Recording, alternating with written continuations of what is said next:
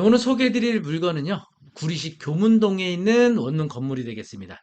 요즘 들어서 원룸 건물 찾는 분들이 좀 많이 늘고 있는 편인 것 같아요. 아무래도 전세 사기, 뭐 깡통 전세 이런 사건들 때문에 전세 수요가 좀 줄어들면서 월세 임대 수요가 좀 많아지다 보니까 이 원룸에 대한 월세를 통해서 높은 수익을 보려고 하는 이런 투자자분들이 많이 늘어나게 되는데요. 이런 원룸이 여러 개로 구성되어 있는 건물의 경우에는 그게 뭐 용도가 고시원이 되기도 하고 되기도 하고 뭐 다가구가 되기도 하죠. 자, 이런 물건들에서 우리가 꼭 확인해야 될 아주 중요한 사항들이 있거든요. 네, 그래서 오늘 소개해드릴 물건은요, 구리시 교문동에 있는 원룸 건물인데 감정가 23억짜리가 현재 최저가 무려 3억대까지 유찰이 되어 있습니다. 원룸은 22개가 들어가 있습니다. 네, 월세 한 40만 원만 받아도 한 달에 900만 원 가까이 월세가 나옵니다. 네, 그런데 3억대까지 왜 유찰이 됐을까요? 한번 심층적으로 이 물건 파헤쳐 보도록 하겠습니다.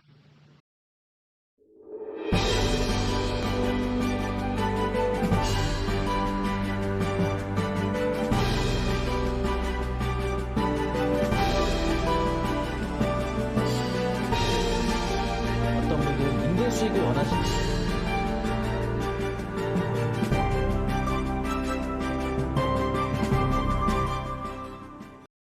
사건 번호 남양주 2022 타경 74966입니다.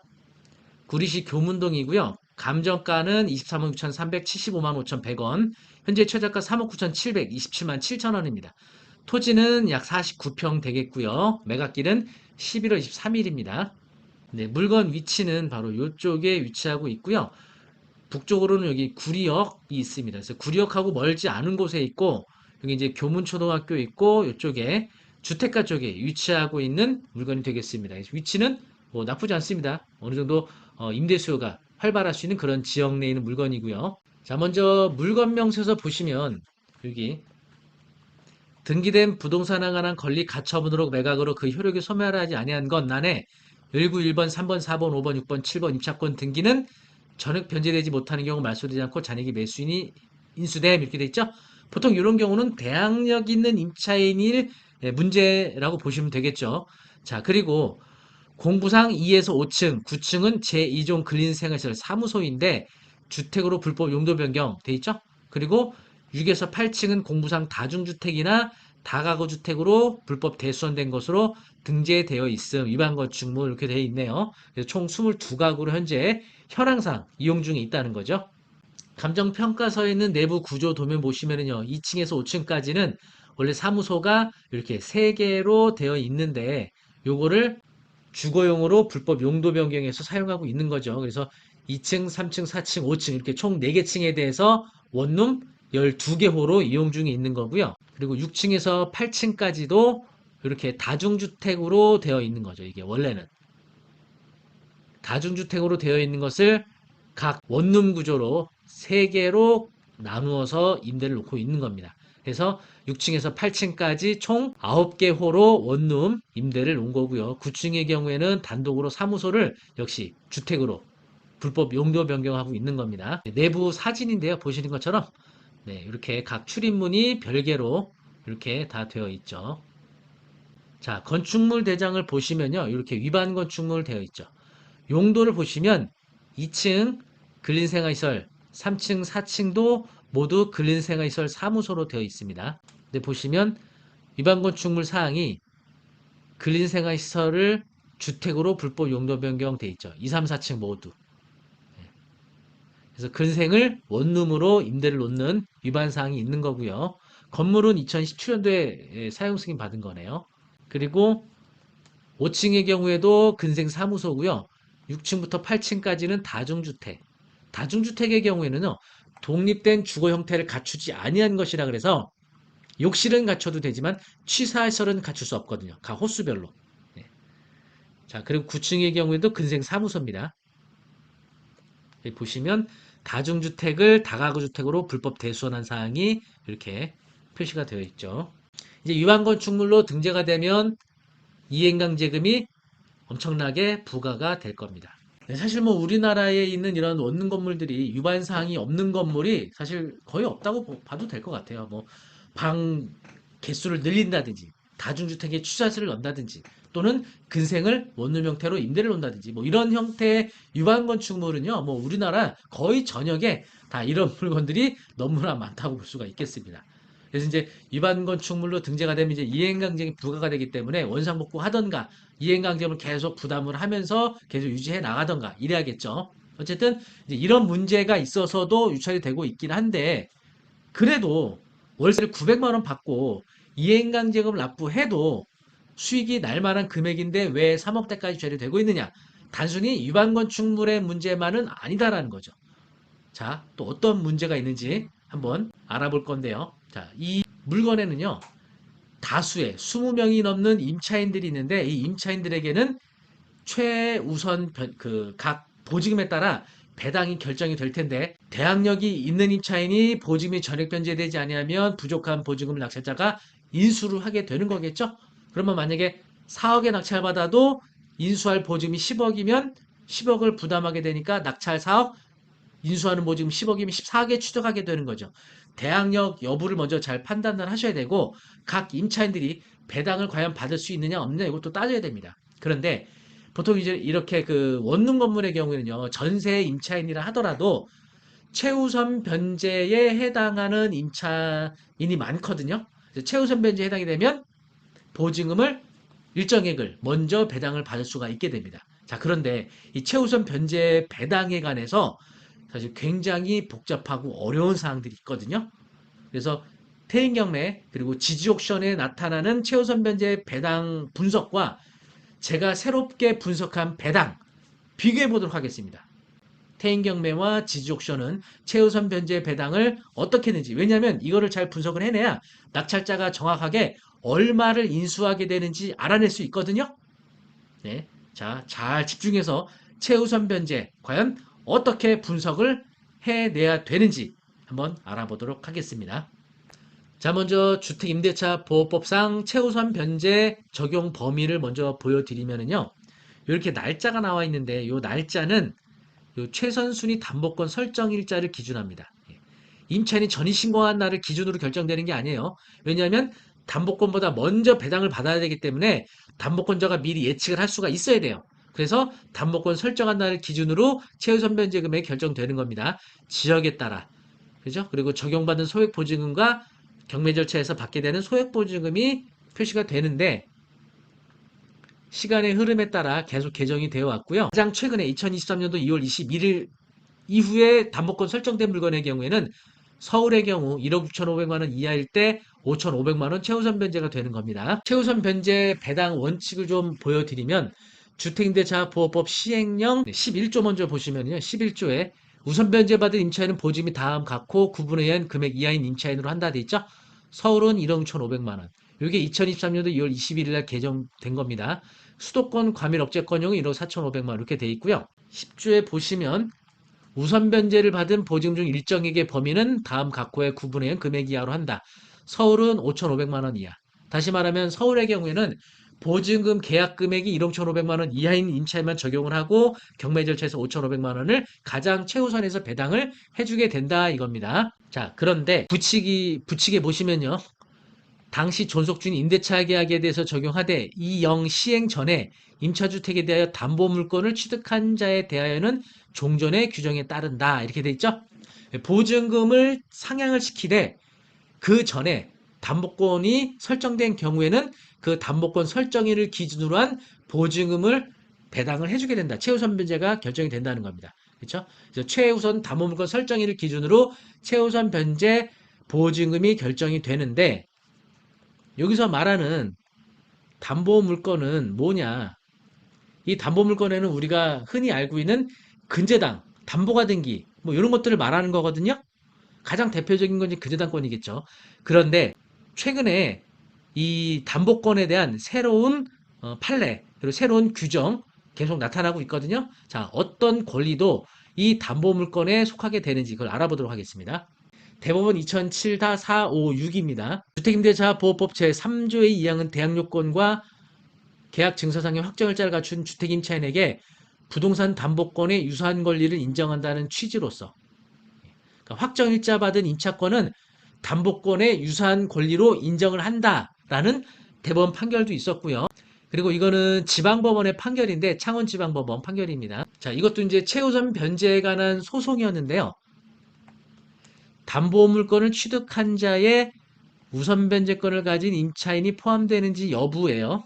주택임대차보호법 제3조의 2항은 대항요건과 계약 증서상의 확정일자를 갖춘 임차인은 후순위 권리자, 기타 일반 채권자보다 우선하여 보증 변제받을 권리가 있음을 규정하고 있는 바, 이는 임대차 계약 증서상의 확정일자 갖춘 경우에는 부동산 담보권의 유사한 권리를 인정한다는 취지이므로 전입신고 마치고 확정일자 갖추어 우선 변제권이 있는 임차인은 주택임대차보호법 시행령 부칙 제2조에서 정한 담보물권을 취득한 데 해당한다고 봄이 상당하다.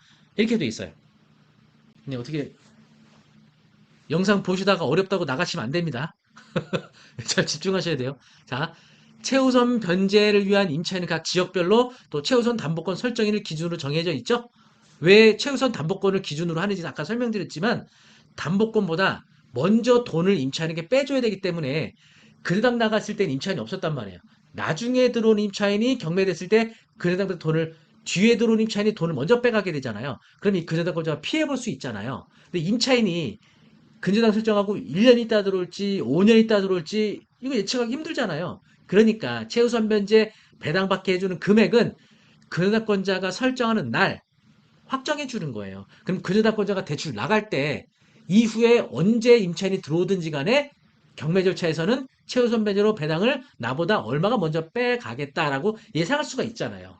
그래서 최선순위 담보권을 기준으로 금액이 결정이 되는데 이 최선순위 이 담보권이라고 하면은 가장 대표적인 게 근저당권이 이에 속하지만 방금 창원지방법원의 판결처럼 대항요건과 확정일자 받은 이 임차권의 경우에는 다시 말하면 우선 변제권 갖고 있는 임차권은 담보권에 준하는 권리로 볼 수 있기 때문에 바로 주택임대차보호법 부칙 시행령 여기에서 규정하고 있는 담보물권을 취득한 자로 볼 수가 있다는 겁니다. 자, 그러면 이 구리물건 한번 실제 이 규정을 적용해서 해볼 건데요. 태인경매와 지지옥션의 배당 예상 분석을 보시면 좀 달리 판단하고 있어요. 뭐 비교해서 제가 이 부분을 한번 설명드려 보도록 하겠습니다. 네, 보시는 거는 이제 제가 엑셀 표로 한번 만들어 봤는데요.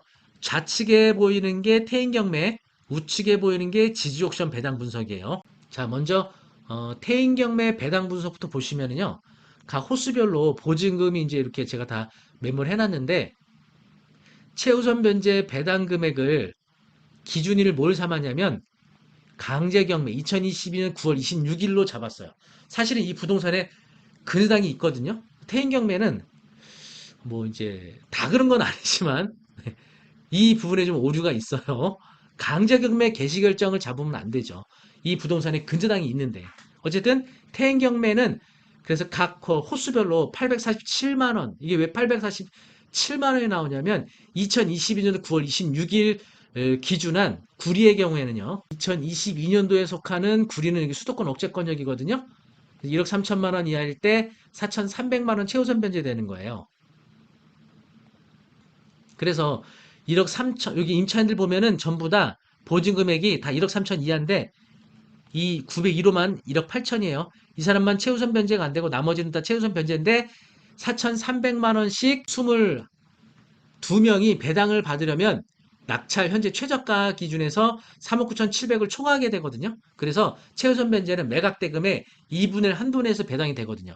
그러니까 경매 집행비용 요거 787만 원 제하고 요 3억 9,700에서 요거 제하고 나면은 약 한 3억 9천만 원의 2분의 1을 최우선 변제 배당을 해줘야 되다 보니까 각 호수별로 847만 원이 되는 겁니다. 이렇게. 그래서 전체 1억 8,634만 원이 최우선 변제 배당을 되도록 분석을 했고요. 그리고 나면 네, 확정일자에 따른 네, 우선 변제 요 3명을 배당을 해줬더라고요. 요 401호부터 301호가 가장 그 다음에 빠르거든요. 예. 그래서 지금 401호하고 801호는 다 전액 배당이 돼요. 그런데 301호는 9천만 원 중 3,990만 원 배당을 못 받거든요. 대항력 여기 표시사항에 보시면 대항력 있는 임차인들이 배당이 아예 안 되는 사람들이 많아요. 보시는 것처럼. 최우선 변제 요거 빼고 나머지 요건 다 인수로 가는 겁니다. 빨간색 표시. 대항력이 있는데 배당 안 되는 건 다 인수로 가는 겁니다. 그리고 702호부터 402호까지는 대항력이 없기 때문에 배당을 못 받아도 인수하지 않고요. 전체 퇴임 경매에 의하면 인수할 수 있는 보증금은 11억 7,900. 그러니까 만약 이번에 최저가로 낙찰받게 되면 요렇게가 취득하게 되는 금액이에요.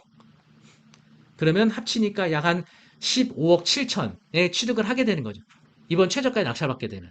근데 일단 태인 경매 요 최우선 변제 배당 분석은 요게 좀 오류가 있어요. 이게 최선순위 어쨌든 이제 담보권이 있긴 한데 예, 강제 경매로 요거를 기준을 잡아서 왜 이렇게 잡았는지 모르겠습니다. 자, 그다음 지지 옥션 배당 분석입니다. 지지 옥션은 보시는 것처럼 이제 최우선 변제 배당 기준을 2022년도 4월 6일 기준한 근저당으로 최우선 변제를 설정을 했어요. 그래서 2022년도 4월 6일 한 구리는요. 역시 예, 여기죠, 여기. 1억 3천만 원이 할 때 4,300만 원. 뭐 퇴임 경매도 오류는 있었는데 예, 범위는 똑같이 적용이 되는 거죠. 그래서 쭉 보시면 여기 900으로 108호만 지금 1억 3천 초과하기 때문에 최우선 변제 적용이 안 되고요. 여기도 지지옥션은 경매 집행 비용을 900만 원으로 책정을 했더라고요. 그래서 3억 9,700만 원 최저가 기준에서 요거 빼고 900만 원 빼고 3억 8천 한 900 정도가 되겠죠? 요거의 2분의 1 범위에서 최우선 변제가 이렇게 안분 배당으로 가게 되는 겁니다. 1억 9,400이 최우선 변제액의 배당이 되는 거죠. 880만 원 정도. 그리고 그 다음에 역시 확정일자에 따른 배당 요 3명 배당을 잡아놨더라고요. 그래서 이 두 명은 확정일자가 그나마 빨라서 요게 전액 배당이 이루어지게 되니까 인수하는 금액은 없는데 301호부터 배당이 부족해요. 그래서 대항력인 임차인들의 보증금을 이렇게 인수로 가게 되는 겁니다. 여기 203호까지 702호부터는 대항력이 없기 때문에 인수되지 않더라도 배당하지 않더라도 인수되지 않고요. 그래서 지지옥션 배당에 의하면 11억 7,400을 인수하게 돼요. 그래서 이렇게 낙찰받은 금액 더하니까 15억 7천. 그러니까 퇴임 경매하고 지지옥션하고 약간의 기준일은 달리 잡았지만 비슷합니다. 인수하는 금액이 11억 7천. 보고 계시는 배당 분석은요. 제가 그 최우선 변제 배당 그 기준을 달리 정해서 분석을 한 겁니다. 자, 보시면은 현재 최우선 변제를요. 최선순위 담보권의 근저당이 아닌 가장 확정일자 빠른 임차인을 기준해서 결정한 겁니다. 2017년도 11월 2일 요 401호가 2017년도 11월 2일 확정일자 받았거든요. 요 기간이 요 중간에 해당이 되고요. 수도권 과밀 억제권에 해당이 되니까 8천만 원 중 2,700만 원 최우선 변제 받게 되는 거죠. 그래서 8천만 원 이하인 임차인 여기 2,700 있죠? 그리고 303호도 8천 이하라서 2,700 배당을 해주고요. 202호도 2,700, 203호 2,700, 603호 2,700 이렇게 해서 1억 3,500만 원의 최우선 변제가 이루어지게 됩니다. 이 최우선 변제 1억 3,500이 매각대금의 2분의 1 범위 안에 들어오기 때문에 모두 2,700씩은 소액 변제가 전액 배당이 이루어지게 되고요. 801호부터 503호까지 여기가 확정일자 받은 게 2018년도 2월까지이기 때문에 요 임차인들에 대해서 모두 확정일자에 따른 우선 변제가 순위대로 배당이 이루어지게 됩니다. 이렇게. 그래서 2,700만 원 제한 나머지 5,300만 원, 그리고 801호 9천만 원, 301호 9천만 원, 803호는 1억 500 중 2,027만 원. 이렇게 이제 배당이 이루어지게 되거든요. 이제 보시면 대항력 있는 임차인들 중 여기 401호, 801호, 301호는 전액 배당이 이루어지게 되고요. 803호의 경우에는 1억 500 중 8,400만 원 배당 못 받게 되고, 그리고 여기 황모 씨 그리고 703호부터는 보증금이 전액 배당되지 않고 최우선 변제 받게 된 임차인은 최우선 변제를 제외한 나머지가 인수로 가게 되는 거죠. 이렇게. 자, 그래서 최우선 변제 1억 3,500, 확정일자에 따른 배당 2억 5,300. 이렇게 하니까 3억 8,827만 원. 집행비용 900 빼고 나머지 이렇게 배당이 이루어지게 되고요. 결국은 대항력 있는 임차인 중 배당을 못 받게 되는 임차인의 보증 인수금액이 11억 4,800만 원이 나옵니다. 이 계산으로 하게 되면. 지지옥션에 따른 인수금액은 11억 7,400이죠. 이렇게 약 한 3천만 원 정도 차이가 나죠. 예. 왜냐하면 여기 이제 대항력 없는 임차인들 중 최우선 변제 받는 임차인은 한 명밖에 없거든요. 요 배당 분석에 의하면. 근데 지지 옥션이나 태인 경매의 경우에는 대항력 없는 임차인들도 배당을 최우선 변제가 다 되도록 해놨어요. 그래서 인수 금액이 이렇게 11억 7,400까지 나오게 되는 겁니다. 물론 이제 결론적으로는 임차인들에게 배당이 이루어질 금액은 동일해요. 뭐 이렇게 기준사무나 저렇게 기준사무나. 하지만 그에 따라서 인수하는 금액이 조금씩 달라지게 되고요. 그리고 그 각 호수별로 배당받을 수 있는 금액이 달리 되는 거죠. 뭐 최우선 변제에 해당하는 임차인 있고 해당 안 되는 임차인 있고. 그래서 이 최우선 변제 배당 분석이 뭐 굉장히 중요한 부분 중에 하나인데 좀 어려운 부분 중에 하나라고 할 수 있고요. 또 배당은 조세 채권이라든지 공과금 채권, 임금 채권 뭐 이런 부분에 따라서 배당이 좀 달라질 수가 있어서 뭐 이 배당이 실제 배당하고 완벽하게 일치하기는 어려울 수도 있다는 점 감안을 하시고요. 어쨌든 이렇게 유찰이 많이 된 데는 약 11억 한 5천만 원 정도를 인수를 해야 됩니다. 그래서 만약에 이걸 한 4억 정도에 낙찰받게 되면은 15억에서 16억 정도의 이 물건을 취득하게 되는 거죠. 이행강제금에 대한 부담, 이것도 이제 또 안으셔야 되고요. 그래서 유찰이 계속 이루어지게 되는 겁니다. 아마도 유찰이 계속 이루어지다 보면 누군가가 이런 것들을 감수하고서라도 낙찰받은 사람이 나타날 겁니다. 아마. 네. 자, 어떤 분이 과연 낙찰을 받게 될지 한번 관심 있게 지켜봐야 될 것 같고요. 경매에 있어서는 이런 권리 분석 매우 중요하죠. 어떤 금액을 인수한다, 얼만큼 인수한다. 이게 계산이 나와야 우리가 입찰 가격을 얼마를 써야 할지 이것도 결정이 되겠죠. 경매에서는 이런 기본적인 권리 분석 매우 중요한 부분이 있어서 저희가 11월 21일 날 화요일 날 오프라인 강의장을 통해서 기초과정 커리큘럼을 준비하게 됐습니다. 2024년도는요, 경매 물건이 그야말로 엄청나게 쏟아져 나올 것으로 예상이 되고 있기 때문에 지금 잘 준비해 두시면 성공적인 경매 투자하실 수도 있고요. 좋은 물건도 여러분이 낙찰받을 수 있는 기회를 잡을 수 있지 않을까 싶습니다. 저와 함께 초보자분들, 경매 하나도 모르시는 분들 재밌게 경매를 배우실 수 있겠습니다. 망설여 하지 마시고요. 지금 바로 신청해 주십시오. 수강 신청 링크는 아래 걸어드리도록 하겠습니다. 네, 오늘 소개해드린 영상 도움이 많이 되셨나요? 도움이 많이 되셨다면 구독, 좋아요 부탁드립니다. 감사합니다.